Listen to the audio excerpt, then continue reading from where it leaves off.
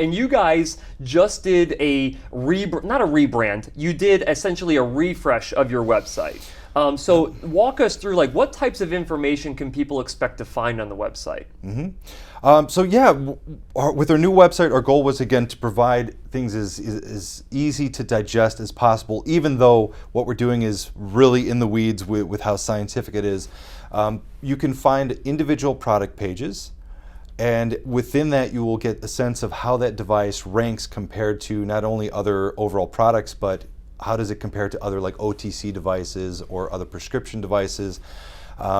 Something that we have on the page is we break down the 5 different metrics across initial. For tuned, we have different graphs like radar plots or spider plots, depending on what you want to call them, that hopefully make it a little bit easier to visualize as opposed to just, kind of Excel charts and things like that. For those people who do want to get into the weeds a little bit more, and even for providers who might have a patient come in and ask about the quality of an OTC device, for example, we are including some of the objective measures like real ear insertion gain, which is, again, very similar to the real ear measurements, and then the real ear occluded insertion gain. And we have those charts, and on those charts will show, or on those graphs will show the prescription. Like, what are the targets? What should you be doing based on what science says is best to optimize speech for that N3 hearing loss? And then we'll show the gain capabilities of that device for both the initial and the tune. So personally, that is something that I'm very excited to have on the new website, because, again, it's a little bit more objective. And even if it's like, if you don't trust our sound score or whatever, if you're a little bit dubious because your hearing loss is different, that's fine. But here, look at the gain capabilities of this device. It's basically a low pass filter after 2000 hertz, so you can't expect to get any of that clarity back. Yeah. Something else that we have, which will hopefully, to your point of, do you want to mention certain devices that perform poorly because then you're lending some credence to them, we are now going to have also an overall ranking page, which shows you, very much so like on columns and rows, all of the devices that we have tested, what are their scores for initial, for tuned, across those 5 different component sound quality metrics. And then for those who want to dig into their individual, like, desires or just needs, you can filter out, like, OTC devices by price, by sound score. Did they win an expert choice badge, for example? So it really allows you to go in there a little bit more, compare them objectively, listen to the sound files. So hopefully, again, just you're a more informed consumer and or professional, because this is something that comes to my mind. I would routinely have people come to clinic and then bring in a newspaper cutout and say, how does this device perform? And I would always be very honest with them. I don't know. We don't talk about these devices in school. We don't get our hands on them, and it ends up being anecdotal at best. So this is honestly something that I would have wanted to see in clinic, to at least pull up, and for counseling purposes, together, me with the patient, we could have learned and seen what some of the capabilities are, again, based on our testing protocol. It absolutely, like, it would definitely save clinicians time, not just consumers, with hearing loss time. And I think of all the time that I spent doing my own testing when I'm doing reviews of over-the-counter devices, and I'm like, man, I'm like 15 hours into this review of a product, and, like, no one has this knowledge, really, unless you're willing to commit hours of time outside of seeing patients to do it. And if it wasn't for me having a YouTube channel where I'm actually able to generate extra revenue to cover the cost of my time to spend it on this, I wouldn't do it, and I wouldn't have the knowledge around it.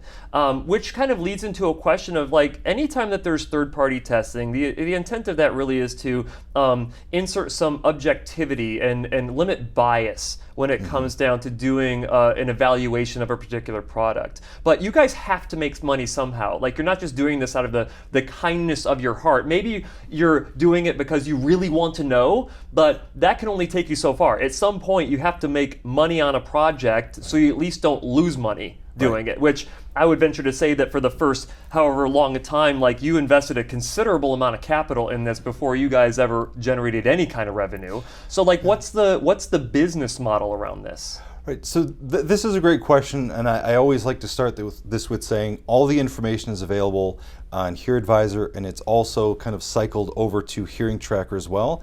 And there is no cost associated to individuals with hearing loss to go and browse and be on our website. There are currently no affiliate links, so you don't have to consider anything like that. Where we are making money, because you're right, like, eventually this is in a house, so we need to pay for that and some other things. But we do private lab evaluations.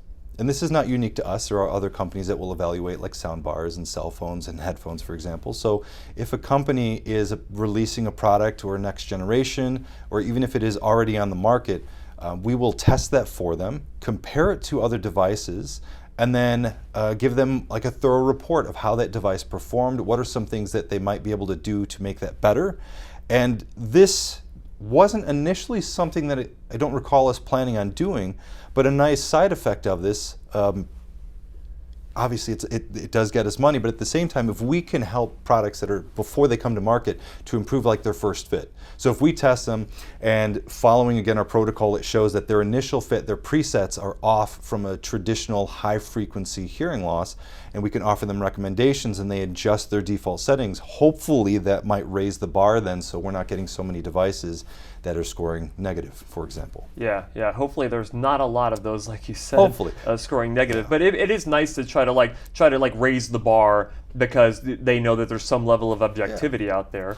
Yeah, and hopefully it's not overreaching to say that, but I do feel like that's something that we could do, because a lot of these companies, they get their products, their chips overseas. So if we can get to one of those overseas companies who is licensing their bodies or selling the chips, for example, to multiple companies, that could have a rather big impact. Now, the other area where we're making money is through licensing of our badge. So we have our sound score, which hopefully simplifies all of our metrics. And then we assign that this 2023 Expert Choice Award, which is, like, in our mind, our good housekeeping seal of approval. So even if you don't want the numbers, you see this badge, you know it's at least like minimum competency, which isn't quite right, but you can think of it like that.